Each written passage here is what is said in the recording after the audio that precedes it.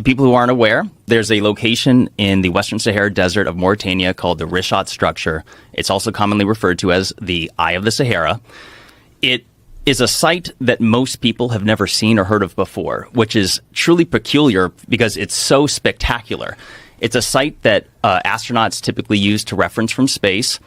It is a geological feature that is said to be volcanic in nature.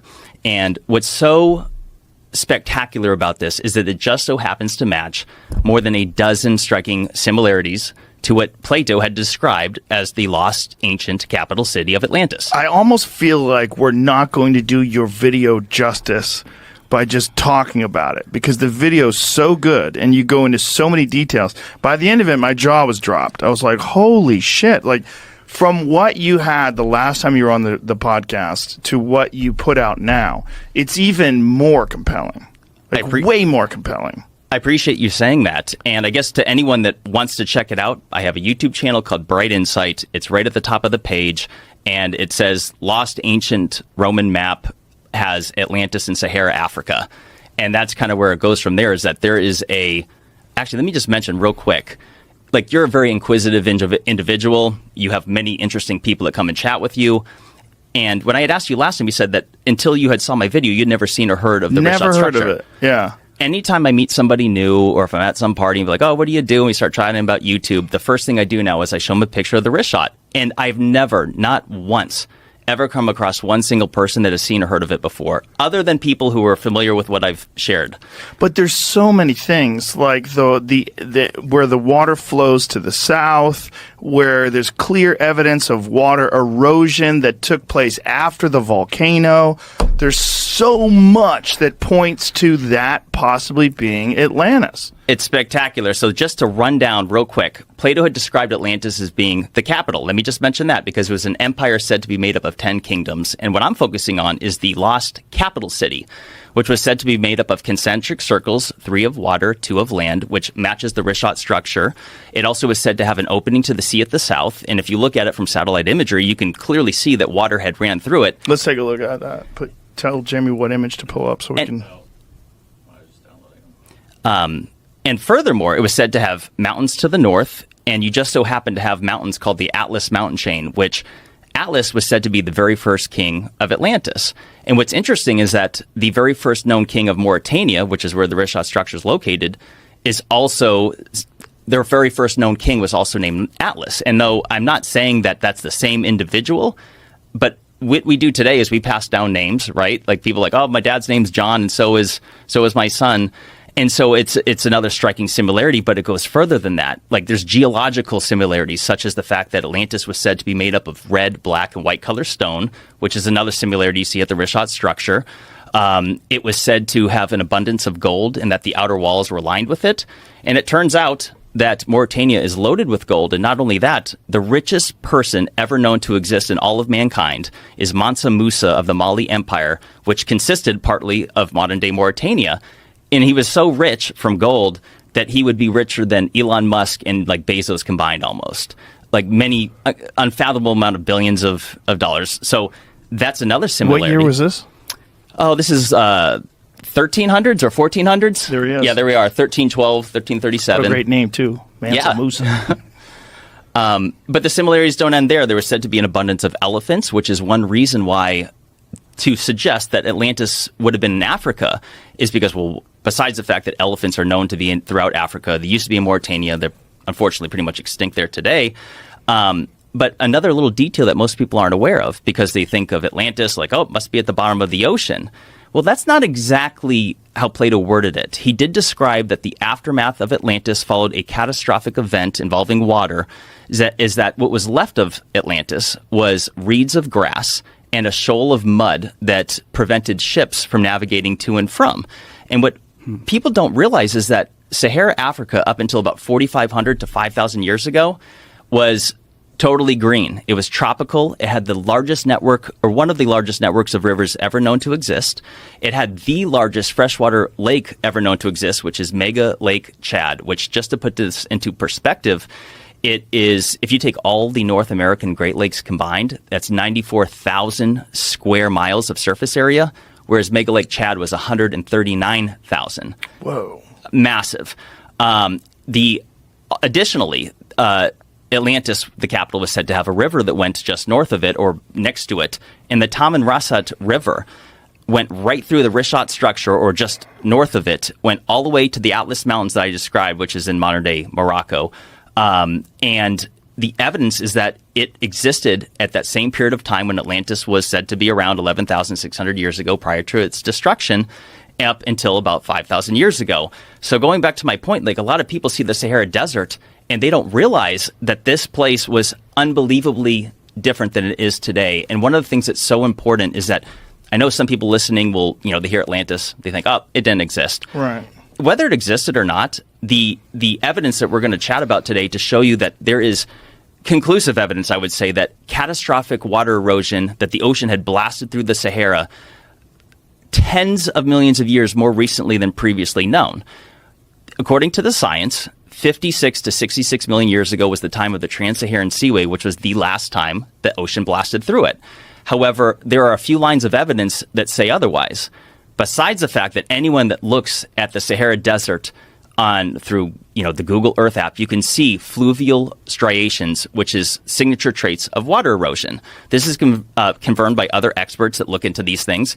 I like to mention Randall Carlson. Mm-hmm. He's someone that's analyzed the area and has said, yes, this is catastrophic water erosion.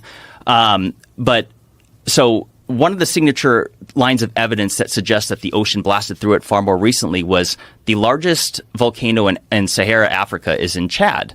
It's Mount Kusi, and there is a lava flow that goes through it that is dated at 12,000 or so years ago. The volcano itself is supposed to be somewhere between 1.2 and 2.3 million years ago. But if you look at Mount Kusi to the south, you can see, and I don't know, Jamie, if you're able to bring up one of the photos of that mountain chain, but you can see that the water erosion cuts off that lava flow directly to the south. Yeah, keep going over. A little bit right there. Okay, so go over a couple. That is the mountain, and you can see those striations, which are signature traits of water erosion. All those white blemishes are salt, and I should point out real quick that it is a confirmed fact that much of the Sahara has surface level salt. And you see those white blemishes on that mountain? That is not clouds. That is not snow. Those are salt deposits. And surface level salt that would have been from the ocean? That is what I suggest, because in the middle of that caldera, you have huge patches of salt. And is it reasonable to suggest that that salt existed before the creation of that volcano? Because it seems to me that all that salt would burn up. Right. And not only that, there is scientific studies that show that there are gastropods, which are sea life, that existed inside that caldera that used to be 1,000 feet deep and dried up just a few thousand years ago. So the fact that this is an 11,000-foot volcano that has salt on top of it, I would say, is corresponding evidence that the ocean had once went through it. And if you go over a couple more images, Jamie, you will see far better images that show you that. Okay, so notice how it cuts off. You see to the black right here? That is a lava flow that's dated around 12,000 or so years ago. And regardless of whether the volcano or that water erosion happened 12,000 years ago or 2 million years ago, that in itself is evidence that the ocean blasted through the Sahara Desert literally 50 to 60 million years more recently than previously known. And the implications of this, as far as climate science, as far as the topic of geology and cataclysms, cannot be overstated. I mean, does it not look like that lava flow was cut off by whatever type of erosion that is? Does it? I mean, that's... Yeah, completely. Yeah, it's such a clean line. And it aligns with all the water erosion marks that are to the left of it. Can you make that smaller, Jamie? Can you make it, stretch it out? Yeah. And... Oh, sorry, go ahead. Nothing. It's just like you could really clearly see that it looks like a line, like a water line passed through what was marked by the volcanic eruption. And this is one thing I say, and like it's visible to anyone that has eyes to see, but it turns out that the Sahara Desert is one of the least studied places on Earth, mostly because it's so inhospitable. It's an average of 125 degrees Fahrenheit much of the year. It is so unbelievably big that just to get out there, I mean, you need reliable aircraft or vehicles. Most of the countries out there are, I regret to say, third world in that you just don't have supplies. It's not feasible to just travel out there with a whole team on a whim. So most of it is essentially undocumented, and it's not a site the Sahara as a whole isn't a site that gets much attention, unfortunately. Ben, we got to bring you in, otherwise it's going to talk forever. Yeah. No, I was going to say something that you mentioned about the origin of, I guess, Plato's description. You said it was mud and grasses was like the aftermath. It's interesting. It's the topic I've been exploring recently. Is that does match some of the translations of origin stories from the ancient Egyptians. So it's like that the Temple of Horus at Edfu, it's this amazing structure, but it's literally covered head to toe in hieroglyphs and descriptions and all these types of things. But one of the stories in the translations they do talk about is this, what they would call the original point, or the primordial mound, the primordial island. They describe it as being an island that was surrounded by water that was sinking, and essentially these reeds that were growing on it that created a falcon's perch, and then the god, it was either Horus or Horun, one of the falcon gods, alights on this perch and then gains divinity. But as part of that story, I mean, they and then he goes and forms Kemet, essentially the motherland Egypt, and it's this tale of them, I guess, their civilization moving and migrating to this new land. But they do talk about a whole stack of unknown gods and a whole culture that existed before that. It's an interesting correlation. It's something that Graham Hancock speculated about in his work with the Temple of Horus at Edfu. You know, they also have, you know, catastrophic flood myths and things like this. But it may be that whatever prior civilization, and that's might have been where the dynastic Egyptians actually got their origins from, because it seems clear that they've inherited some things from the past. That's a story they themselves tell. Yeah, I wasn't aware that the story of Atlantis had come from Egypt. That's one of the most bizarre parts about it. I didn't know this until just a few years ago either. It's like, oh, wait a second. Plato, his distant relative Solon had traveled there in search of knowledge because Egypt was the place to go for it. And it was the priests of the Delta that told Solon. And they said that, so 6,000 years, or 9,000 years, prior to the time of Solon was when the sinking of this city happened. And that works out to be 9,600 BC, so 11,600 years ago, which is bang on exactly where now the geological evidence points to basically the end of the Younger Dryas cataclysms. Like we know something happened at the start at like 12,800, 900 years, and then 11,600 years ago was that end of the Younger Dryas that brought us up out of the cold spell and into the Holocene. Isn't it crazy that that's a full 1,000 years, and we think about it in like the same time period? Like, yeah, I mean, around that time. I know. We're just playing around with it. Literally 11,600 to 12,800. We're literally talking about 1,000 fucking years. It is. It's so much time. It's so much time that actually, if you go from 12,008, so basically, let's say 1,200 years.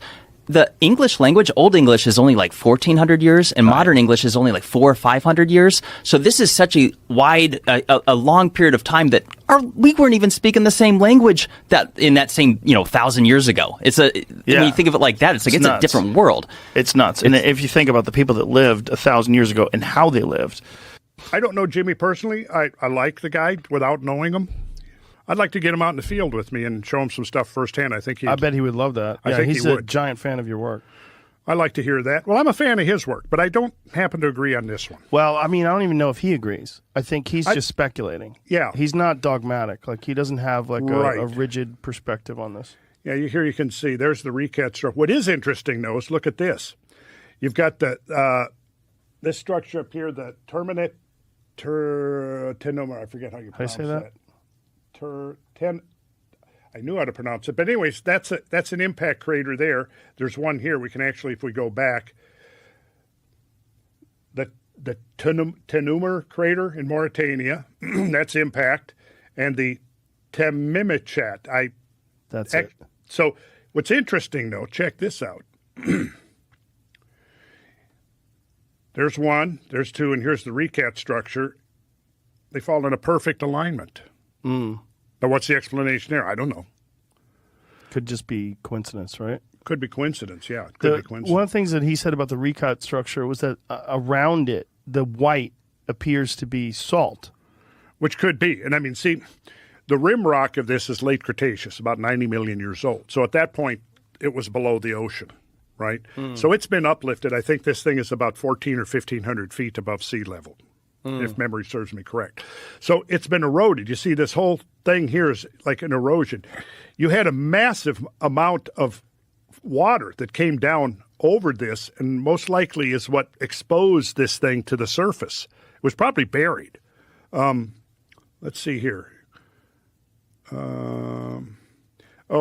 So right there is, from Plato, that's the ringed city of Atlantis to Right. scale. The concentric rings. The concentric ring. So this is the actual scale superimposed onto the recat structure. So it's much smaller Much in smaller. scale. Yeah. But Plato's scale was based on what? the stade.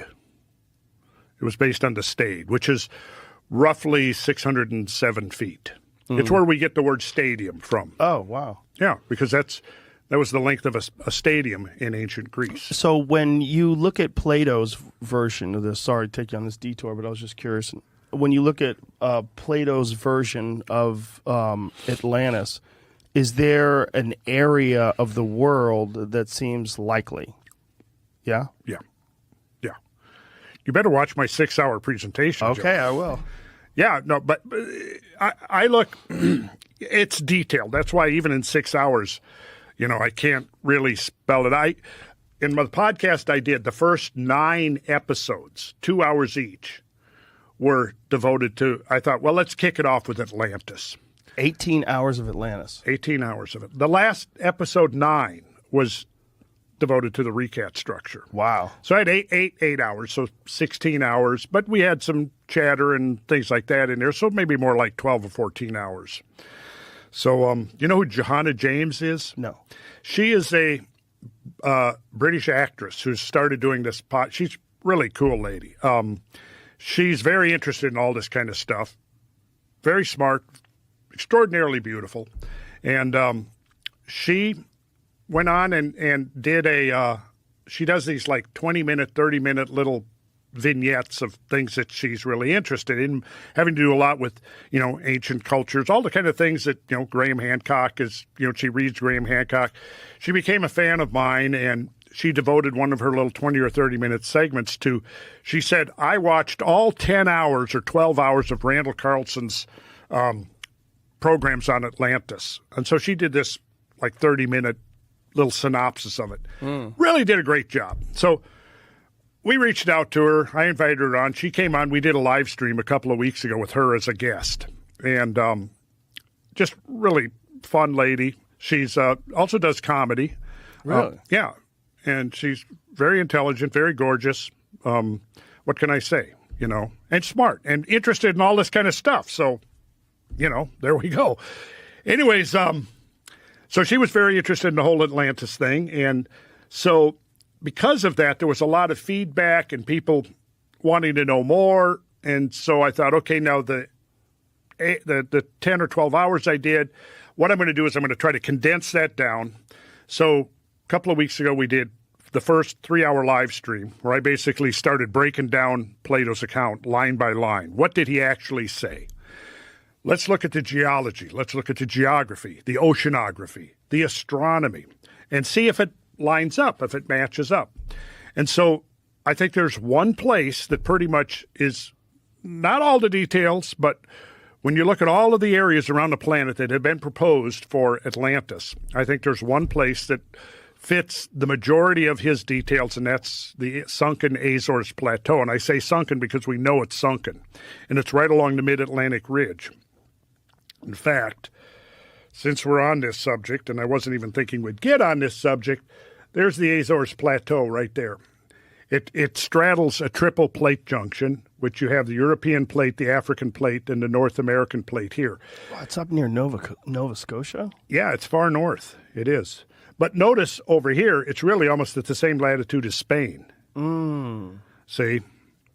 And I would say that if there's any place on the planet that is most consistent with Plato's account, that's it right there. Why is that? Without doing an 18-hour presentation. Oh, come on, Joe. Can't we have pizza brought in? We can. Nah, that's why, in a nutshell, God, where do I even begin? So, I was afraid you were going to ask that, but we can look very quickly, I guess, like give you the 5-minute version, which is that there is evidence that there was a massive subsidence along the mid-Atlantic ridge. We actually talked about this a little bit, and I think in our very first discussion we had, which was what, 7-8 years ago? At least. Yeah. Yeah. Yeah. So we talked about this a little bit. Geophysics shows that there's horizontal movement, lateral movement of the Earth's crust because of continental drift, but there's also vertical movement. And that is the result of isostatic compensation. That's called isostasy, is the vertical movement of the Earth's crust. I can show you, I should have a slide right here that will help to really illustrate what it is. Let me back up to, let's see. Should be right in here.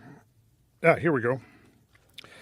Okay, so now this is the shore of Hudson Bay. Now this is where the ice sheet was the thickest, right?